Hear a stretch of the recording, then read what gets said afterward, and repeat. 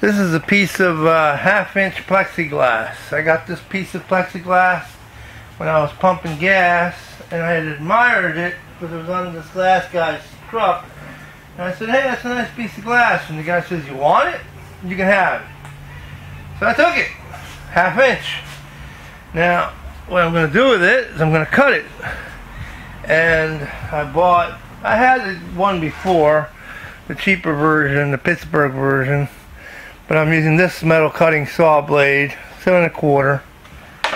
Using it in the old skill saw right there.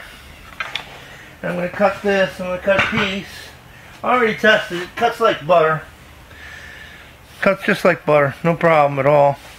This is a nice little piece. You can use this as a sanding block. I'm going to make some custom sanding blocks out of this, but first I have to cut a piece off for my my press, because I'm going to come over here and I'm going to make a shield for this press right here that will basically have arms that come out, so it actually goes up and down. Okay? Now, for regular pressing stuff, it's not necessary, but every now and then I get something that is on the edge, and I surely don't want to lose an eye or any body part over doing a small job or making a couple bucks here and there. So I'm making that little shield. And we'll walk over here. Soon I will change the blade on this guy. It's a $25, bench saw. Sits outside all the time. Okay.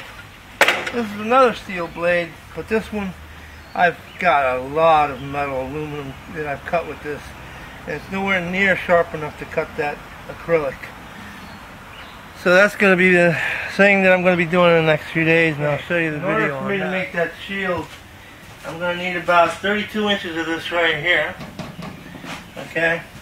I'm going to measure from the blade to the outside part of the saw, which is about an inch and a quarter. And I will be putting up a fence. They sell this little fence on Harbor Freight. It works really nice.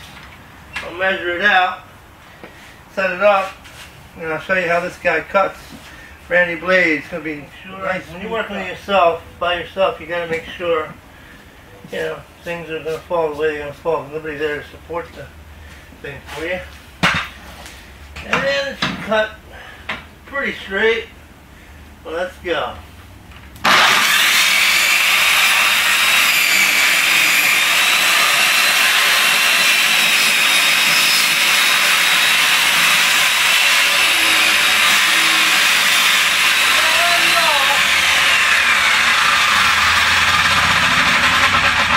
I'm already off my mark, so I gotta straighten this out.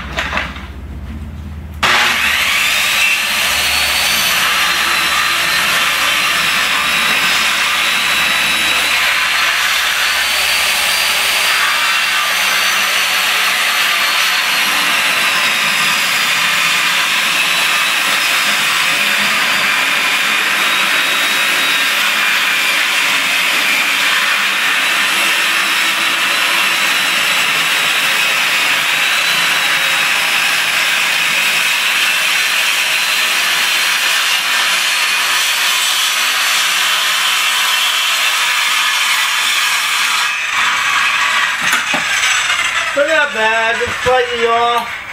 Not a big deal. It didn't have to be 100% perfect. It'll be a lot better on the table saw and a lot easier. There's the part that's going to go for that right now.